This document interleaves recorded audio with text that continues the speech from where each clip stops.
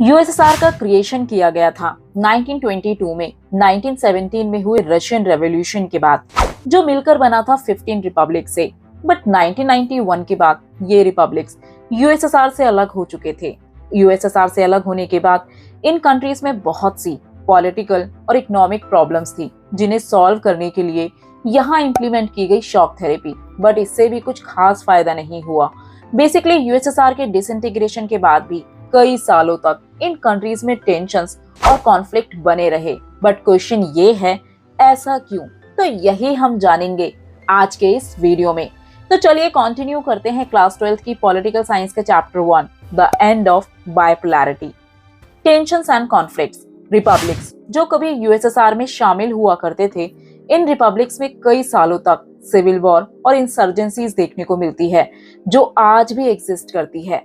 सबसे पहले जानते हैं रशिया के बारे में।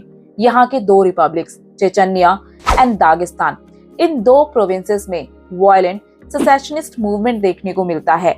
चेचन्या और दागिस्तान दोनों ही एथनिकली डाइवर्स रीजन थे, जिनकी अपनी डिस्टिंक्ट आइडेंटिटी और लैंग्वेजेस थी। पार्टिकुलरली चेचन्स, जो रशियन कल्चर में एसिमिलेट नहीं होना चाहते थे, और यही चेचन्स दागिस्तानी और रशियन अथॉरिटीज के बीच कॉन्फ्लिक्ट का एक बड़ा रीजन था। इस मूवमेंट में इंपॉर्टेंट रोल प्ले किया इस्लामिक मिलिटेंट ने, जो कि रशिया से अलग होकर एक इंडिपेंडेंट इस्लामिक स्टेट को स्टैब्लिश करना चाहते थे। फर्स्ट चेचन वॉर चला 1994 टू 1996 तक, और सेकंड चेचन वॉर चला 1999 टू 2009 तक। इस मूवमेंट के अगेंस्ट में मॉस्को के मेथड काफी वायलेंट या कहा जा सकता है ब्रूटल थे। रशियन आर्मी ने इनडिस्क्रिमिनेट बॉम्बिंग की, मींस जिससे लार्ज स्केल पर डिस्ट्रक्शन हुआ। साथ ही लार्ज स्केल में लोगों को अपनी जान भी गंवानी पड़ी, जिससे ह्यूमन राइट्स का वायलेशन भी हुआ। बट फिर भी रशिया इन लोगों की एस्पिरेशन को खत्म करने में नाकाम रहा। अब चलते हैं सेंट्रल एशिया की तरफ, जहां ताजिकिस्तान में करीब 10 इयर्स यानी 2001 तक सिविल वॉर देखने को मिलता है। ऐसा होने के कई रीजंस थे, जिसमें मोस्ट इम्पोर्टेंट था पॉलिटिकल इंस्टेबिलिटी। 1991 में सोवियत के कोलैप्स होने के बाद यहाँ की डिफरेंट पार्टीज के बीच पावर को लेकर कंपटीशन देखने को मिला, जिससे स्ट्रॉन्ग सेंट्रल गवर्नेंस में कमी देखने को मिलती है। इसके अलावा ये एथनिकली डाइवर्स कंट्री थी। यहाँ ताजिक्स मेजॉरिटी, बट उज्बेक्स और पामीरीज कम्युनिटीज के लोग माइनॉरिटीज में थे। एथनिक और रीजनल टेंशन इस पॉलिटिकल कंपटीशन को और ज्यादा बढ़ा देती है। अगर ओवरऑल देखा जाए तो ये एक कॉम्प्लेक्स कॉन्फ्लिक्ट था, जिसके कई फैक्टर्स थे, जैसे कि political, ethnic, economic, regional, ideological etcetera. Finally international organisations के थ्रू यहाँ वायलेंस को खत्म कर पीस एग्रीमेंट लाया गया।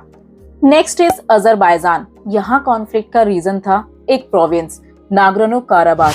ये कॉन्फ्लिक्ट है अजरबैजान और आर्मेनिया के बीच। बेसिकली ज्योग्राफिकली ये रीजन पार्ट है अजरबैजान का, बट इस रीजन में रहने वाले लोग आर्मेनिया के कल्चर, ट्रेडिशन, लैंग्वेज को फॉलो करते हैं। इसीलिए ये लोग अजरबैजान से अलग होकर शामिल होना चाहते हैं आर्मेनिया में। आर्मेनिया इन लोगों को सपोर्ट करता है, बट अजरबैजान ऐसा नहीं चाहता है। 1991 तक ये दोनों ही कंट्रीज और ये प्रोविंस पार्ट था यूएसएसआर का। बट यूएसएसआर के डिसइंटीग्रेशन के बाद इस प्रोविंस को लेकर वॉर होता है, जिसमें करीब 30,000 लोग मारे जाते हैं। 1993 में आर्मेनिया इस प्रोविंस के साथ साथ अजरबैजान में पड़ने वाले करीब 20% टेरिटरी को भी अपने कंट्रोल में ले लेता है।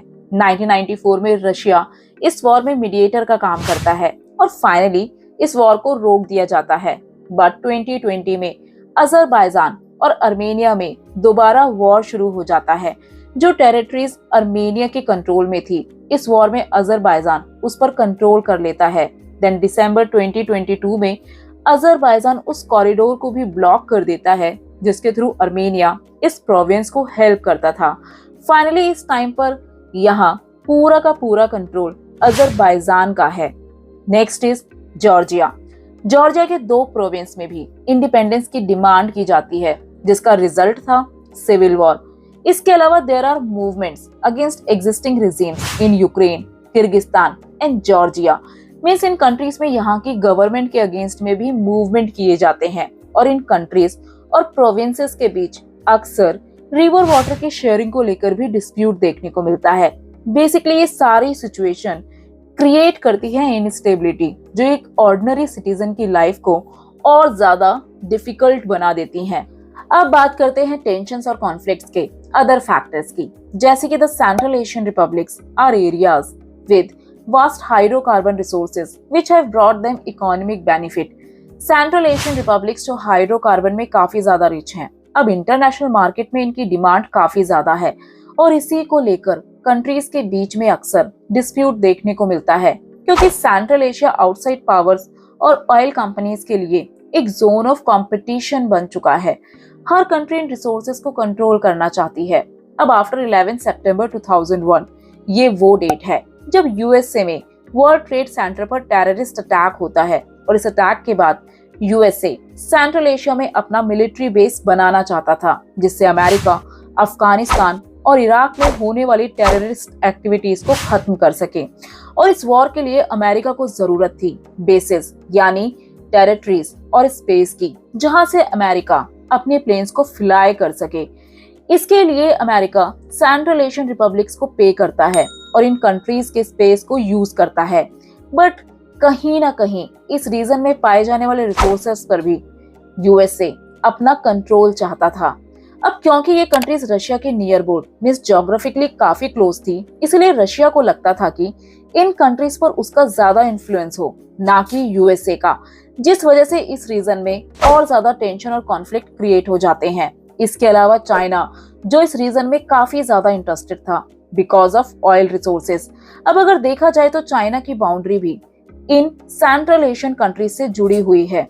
चाइना उस टाइम पर एक डेवलपिंग इकोनॉमी था, इसीलिए चाइना शुरू करता है इन कंट्रीज के साथ ट्रेड, जिस वजह से इन कंट्रीज के बीच में कंपटीशन और ज्यादा बढ़ जाता है और यही कंपटीशन ले जाता है कॉन्फ्लिक्ट और टेंशन की तरफ। तो ये थे tensions and conflict in central Asia. अब चलते हैं ईस्टर्न यूरोप में, जिसमें हम जानेंगे चेकोस्लोवाकिया और यूगोस्लाविया के बारे में। हालांकि ये दोनों ही यूएसएसआर का पार्ट नहीं थे, बट चेकोस्लोवाकिया पार्ट था वार्सा पैक्ट का और यूगोस्लाविया में थी कम्युनिस्ट गवर्नमेंट।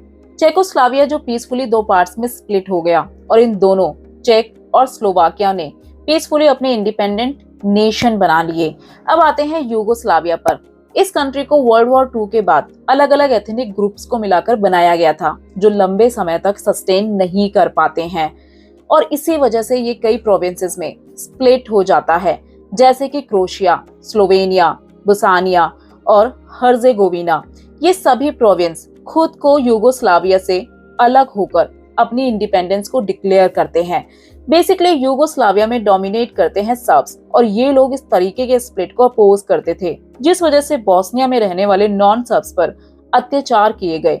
ये सब होने पर यहाँ इंटरवीन करता है नाटो और यहाँ शुरू होता है इंटर एथनिक सिविल वॉर। आज भी इनमें से बहुत सी ऐसी कंट्रीज हैं जहां लंबे समय से चले आ रहे ये कॉन्फ्लिक्ट आज तक सॉल्व नहीं हो पाए हैं। For example conflict and tension between Azerbaijan and Armenia.